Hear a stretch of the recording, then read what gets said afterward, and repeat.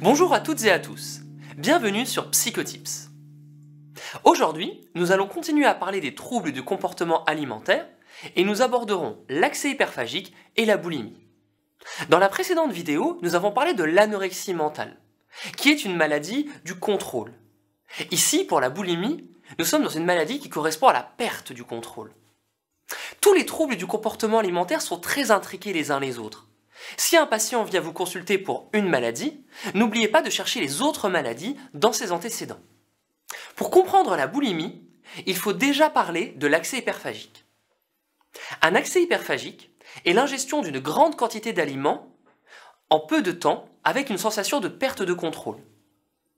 Le patient aura une envie de consommer des aliments, un craving, un peu comme dans les addictions, une envie de consommer de l'alcool ou du tabac par exemple.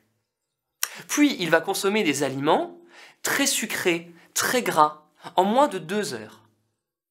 Et ensuite, il y aura, lorsque la distension abdominale se fait sentir, la fin de la crise et une sensation de honte ou de culpabilité. Cela correspond à l'accès hyperphagique. La boulimie comprend donc un accès hyperphagique et un comportement compensatoire. Lorsque le patient ressent de la honte et la culpabilité, pour maintenir son poids en équilibre, il va mettre en place des comportements compensatoires, comme des vomissements ou la prise de laxatifs. Dans la plupart des cas, la crise de boulimie se fera dans la solitude, à l'écart, en cachette. Comment prendre en charge une crise de boulimie ?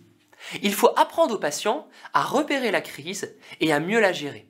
Par exemple, mieux gérer les émotions de honte et de culpabilité, pour éviter de mettre en place les comportements compensatoires, ou travailler avec lui à la mise en place de nouvelles stratégies, c'est-à-dire la mise en place de nouveaux comportements. On peut s'aider par exemple des thérapies cognitives et comportementales.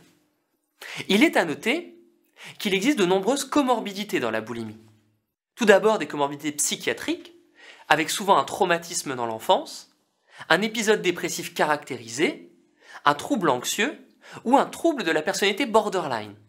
Je vous laisse aller voir ma vidéo spécialement dédiée là-dessus pour en savoir plus.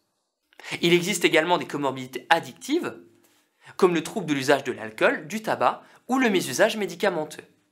Une hospitalisation doit être envisagée dans le cadre d'une boulimie lorsque les comportements compensatoires sont trop importants.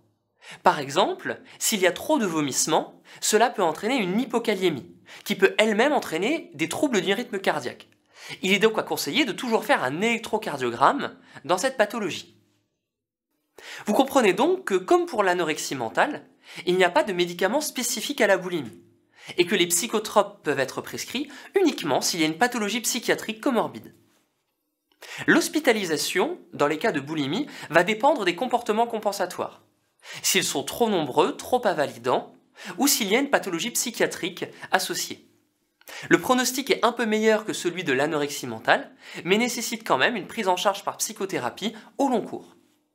Voilà, j'espère que la boulimie et l'accès hyperphagique sont plus clairs pour vous. Cette vidéo vient clore le cycle des troubles du comportement alimentaire. Je vous souhaite bon courage dans vos révisions, et à très bientôt sur Psychotips.